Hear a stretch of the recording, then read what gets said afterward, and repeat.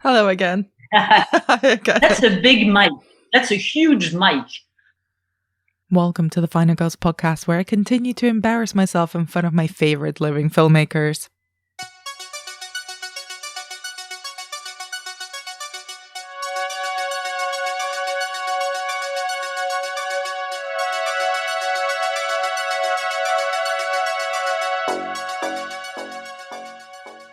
I'm Anna Bogutska, co-founder of the Final Girls Collective and your podcast host.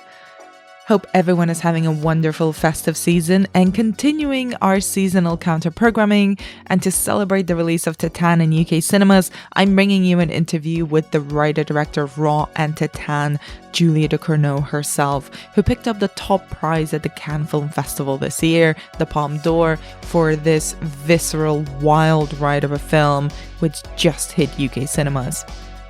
For context, this is the third time I got to interview Julie in the span of a few months. You can pick up the Little White Lies issue dedicated entirely to the film and with a world first original tattoo cover on it too. And you can read my interview with her there. And I also did a BFI Q&A with her a little while ago that hopefully will be up on their YouTube sometime soon, because it was 100% one of my all-time favorite Q&As I've ever done. In this chat on the podcast, we talk about female violence, about dance horror, and about the mythological influences on TITANE. Please note that this interview is spoilerific. We talk quite explicitly about the ending of the film towards the end of the conversation, so I do suggest that if you haven't seen TITANE yet and you're wary of spoilers, run, don't walk to the cinema while they're still open to watch it. It really is an electric experience on the big screen. TITANE, which stars newcomers Agathe Roussey and French screen legend Vincent Lindon, is out in UK cinemas now. We will, of course, be discussing the film in detail, and we've got several fascinating essays on the themes of the film over in the finalgirls.co.uk. If you enjoy this podcast and the essays, do consider giving us a follow over at the Final Girls UK on Instagram and Twitter, and maybe leaving us a little review on Apple Podcasts. It makes me real happy to read them. And do let us know what you thought of TITANE. It is a conversation starter, to put it mildly. And with all of that said, please enjoy my conversation with Julia Ducournau.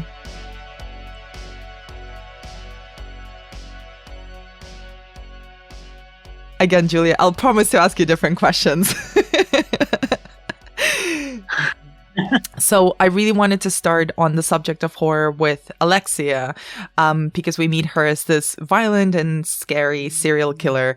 And I wanted to ask you kind of what elements of her did you want to emphasize? Kind of how did you approach making her terrifying? Well, that's the thing. Is like, I think the reason why she's so terrifying, I guess, is that I try not to justify or give a cause for her violence. Again, I think that most of the time when you have, let's say, a violent or psychopathic or an erratic female character in films, they always tend to link this to a cause that is somehow like revenge or linked to childhood or traumas and things like this. And it's not that I have anything against that in terms of writing, but as far as I'm concerned, I just tried to reverse the idea that women are a designated victim, and to show that women feel violence too, and they can express violence too, and that violence is something that belongs to humanity, but is not something that is genderized. And I thought about that because I thought about all the, like, for example, just I'm going to give you something. There was this poll done in the Paris subway system, I think in 2015 or something like that. and they did a poll with female users of the subway, like regular users. And they asked these women one question: have you ever been assaulted, heckled, insulted because of your gender in the capacity of the subway in Paris in your life? And have you been threatened? It was a broad thing. I can't remember exactly the term. It's like basically goes from like heckling to groping to assault to worse, you know. And I know that it's a poll, so they asked this to women very different ages, you know, who were very different ages, from 18 to, I don't know, and 70. And the answer, the percentage of people who answered yes to this poll was 100. It was 100%. And when I saw that in the paper, I was shocked. I wasn't surprised, but I was shocked that it was 100. Like it could have been 98, you know, but it was 100. And I remember that when I took the subway the next day or that day, I looked in the train and I looked around me and I saw these women sitting, standing, talking, reading, whatever. And I thought, man, it means that they all have been the victim of male violence in the subway at least once in their lives. All of them.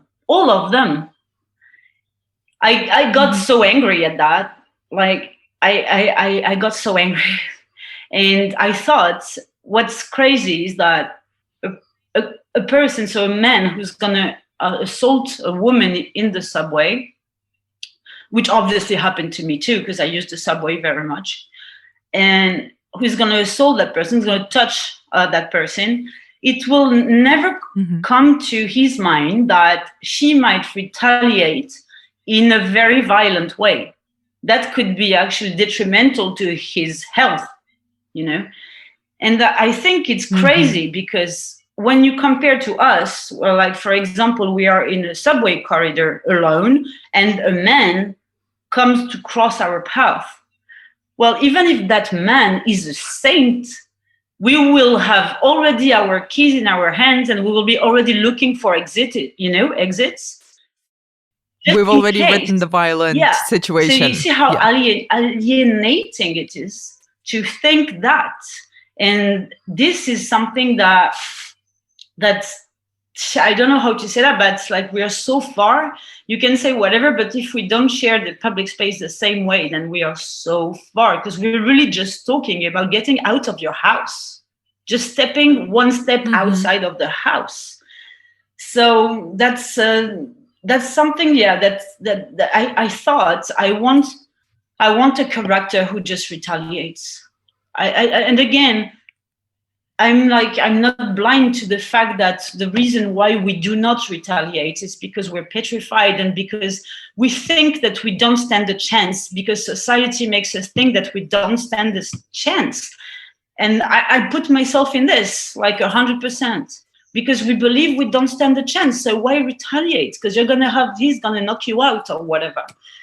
And I think that this anger and this frustration I put in Alexia. Yes, I put in Alexia when she saying, like, I don't want to explain anything of her violence. She just can. I just wanted to have a character who just can. And that's it. It's so surprising when she first retaliates. And especially, I think, because it's a sort of parasocial relationship that she has with that guy, where he is a fan and he expects something. He feels entitled to something of her, not just her attention, but her body, her affection.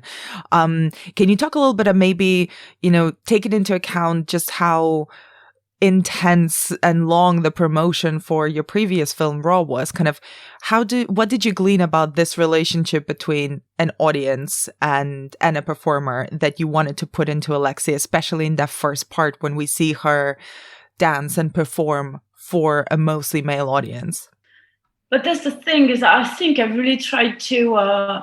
I wanted to work on our preconceived ideas, and actually, that's something that I really like in other directors' works. Like, for example, in The Hunt by Winterberg, he does Mm-hmm. this so well. He plays with you, but he plays with himself. I mean, what on the preconceived ideas you can have about someone in a certain situation, and that's what I tried to do with her, like showing her like a dancer, an exotic dancer, in Mm-hmm. in a car show. I mean, I think I wanted to kind of somehow tickle this easiness that there is to judge someone in yourself. And I Mm-hmm. mean both men and women in the room. I mean the whole audience, whoever is in the room. I wanted to tickle that, but because it's in everyone. And I wanted also um, be to make you able to get into her shoes as well, and to somehow reverse your preconceived ideas. To change your mind, basically, just change your mind. Mm-hmm. Which is already a lot, isn't it? It's a lot to ask of any person, and it's a lot to ask of one film. And I wanted to talk a little bit. Every time I've spoken to you, we've kind of danced around the idea of dance and in the film, and it's so important. It's so choreographed, and personally, I've always been obsessed with this interplay of dance and bodies and horror as well as a genre. Can you talk a little bit about the significance of dance and choreography in Titane? Well, that's the thing. Is that the first thing is that I'm crazy about dancing. I Since I was a kid, I did a lot of dancing, of ballet, did other stuff as well. I go to the opera a lot. That's something that for me has always been the epitome of of how body empathy is possible. How you can feel for someone just through your body and through their body. I mean, there is something for me that is so immediate, so instant, that I wanted to reproduce it in my film, because knowing that I would not have a very chatty film, dancing came from me very naturally for my characters to dialogue between them, but also, and maybe more importantly, for my characters to dialogue with you as the audience. And all these dance scenes are never just dance for the sake of dancing, for the sake of dancing. They always somehow like trigger a stake and the next step in the narration. But we don't necessarily need words for that. We have dancing for that. And it's not a musical, right? It's not like people start dancing like all of a sudden. It's No. really always in a certain context where dancing would be appropriate. And it always comes as well, yeah, as one step further in the story. For example, obviously the car show dancing is like all about reversing your preconceived Yep. ideas about my character. But also, for example, when Mm-hmm. they're dancing in the pink scene, when I call the pink scene is the one with the firefighter, it's like Yeah. it's the first moment where you actually have like a real feeling of them looking at themselves, at each other, sorry, just for who they are, and going through the lies, Mm-hmm. beyond the lies that they tell each other. It's like when they're dancing together and they look at each other and they smile, it's really two people, no matter who they are, who are connecting perfectly in joy. And this is really only dance that could bring that to me. And that's really one step about shedding the lies that they tell each other with this whole fantasy lost something. And so Mm-hmm. in the same, obviously, at the end, in the when they're in the mosh pit and then she's on the fire truck and all this, there is this thing with her somehow becoming complete for the first time, becoming the sum of all her experiences, both as Alexia and Adrian, and being all that at the same time. And that puts everyone in awe because it's like sheer freedom somehow. And again, like that's a super important step for my character. And so it's really, yeah, it was really for me a way to again to put you in the shoes of characters that if you try to explain them with words or their feeling with words, you wouldn't understand. It would be too messy, it would be too chaotic. And here all of a sudden it's incredibly clear. And the other thing I kind of wanted to ask you was actually about the other, I think of it as a dance sequence, the scene where Alexia kills everyone in Justine's house. It's so choreographed. How do you see kind of the choreography of Alexia's violence as well fit into that? Well, the first thing you have to know is that this scene was originally a oneer. It was shot as a oneer. Oh my God. We did everything in one shot, many takes, obviously, but we shot it as a oneer, which represented a huge technical challenge because you've seen everything. It's between two floors of the house, and there is like all the stunts and all that, and the prosthetics. The prosthetics were added during the shot, and when the camera was up, you had my whole team of effects who was putting blood and prosthetics on the guy's face. It was incredible to shoot. We had a blast.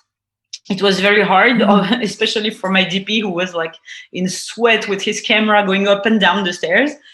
But it was really exhilarating. However, unfortunately, the pace of the oneer was not, it was not fast enough to match the song that I really wanted on it. And it's a song that, like all of the other songs that I used, was there since the script, and I needed that specific song. And so in editing, we had to cut it.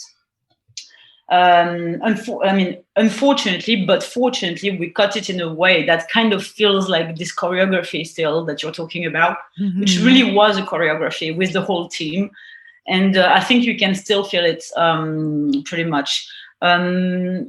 So this scene, that's why it feels like a dance, by the way. That's why I wanted to explain that, because it was a oneer. But yeah, this scene for me is really like, it's a big, for me, it's a big comedy scene, to be honest. I'm always like laughing my ass off when I watch it. I did for sure. And I've felt very troubled as well by the fact that it was so funny. Well, it is. You know why it's funny? Because it's the first time of the film that you can actually relate to her, like, for real, like not only on her body experience, but you can relate to her because she's so tired and overwhelmed for the first time, when she used to control everything. Now she doesn't control anything anymore. And it's very, I think, relieving to see her as a human being completely overwhelmed and like, oh, what the fuck am I doing here? And to laugh at her a little bit, because honestly, it also it breaks a barrier, of coldness and all that thing. It breaks the fear a little bit for her. And I kind of wanted to ask you as well, because at the Alexia that we meet at the beginning is extremely different from the Alexia that we see at the end of the film. And you mentioned kind of this, merging of identities of Alexia, the serial killer, Alexia, the half metal person, Alexia, the mother, the reluctant mother. And it feels, very much like very biblical and very mythological and very epic. Can you talk a little bit about these big influences on TITANE, the mythology? Yeah, of course. But for me, the reason why she's so different, if we stand on the biblical reference ground, at the end, for me, she's both Mary and Jesus. I mean, she embodies both of them, and throughout the film, she has been both of them. Like, she started with this Jesus with the the how do you call the crown? The halo. The what? Halo. The halo? No, the crown, with the... Oh, the crown of thorns? Yeah. The crown of thorns that you have. I asked the prop master to create this kind of metallic, brace, I think. Brace. And in order for it to look like the crown of thorns, that's why I asked the girl Adele, who is Alexia Young, to hold her hands like this up, like she's bearing the stigmatas, and there is this white light on her that gives the impression of a halo. So all this was obviously extremely intentional. And after that, you have the idea of Immaculate Conception, even though we know that We know that it comes from the car, but the way the belly is burst out of her jeans like this with no warning or whatever was my way to kind of give the idea of Immaculate Conception somehow. So from Jesus, she becomes Mary. And then when she's with Vincent, he says, he's my son, blah, blah, blah. I'm God, he's my son, so he's Jesus. So she's portrayed as Jesus right away when she gets to the fire station. After that, you have, I tried to recreate the Michelangelo's Pietà? Pietà, thank you, in the bathroom. So she becomes Mary again. And so on and so on. So it's during the whole film, I make her go from Jesus to Mary again, and at the end, for me, she is both. Completely. It's a constant transformation for her, especially. But I wanted to ask you about the choice of wanting to end the film specifically on the birth scene. And the choice of kind of showing us, because I did wonder for a minute there, is she going to show us the baby, the kind of this half metal, half human, new human? Can you talk a little bit about wanting to end it on that scene in particular and on the shot of the child as well? Well, for me, it's a very optimistic ending. I mean, it's really like the whole film is really trying to find the light through the darkness. And it arises little by little through the film. The more we get to intimate with our character, the more light arises. And this is really for me like that's why I put Jean-Sébastien Bach at the end, which is like for me really I'm not saying it in a religious way at all, but this represents sacred, the sacred in humanity. At the end, and all the possibilities for me that humanity can bring us and that we have no idea exist still. So for me, the fact that this baby is born with this endoskeleton made of titanium is incredibly optimistic, because it means that this baby is stronger than his mom, because she only had the plate here. But he, by the way, it's a she. I don't know why I say he. It's a she. It's a she. It's not seen in the film, but it's a she to me. And she has the spine made of titanium.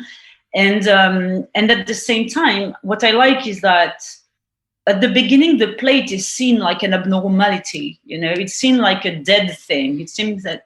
And here, the metal is alive. The spine is moving. The baby is alive. It's crying.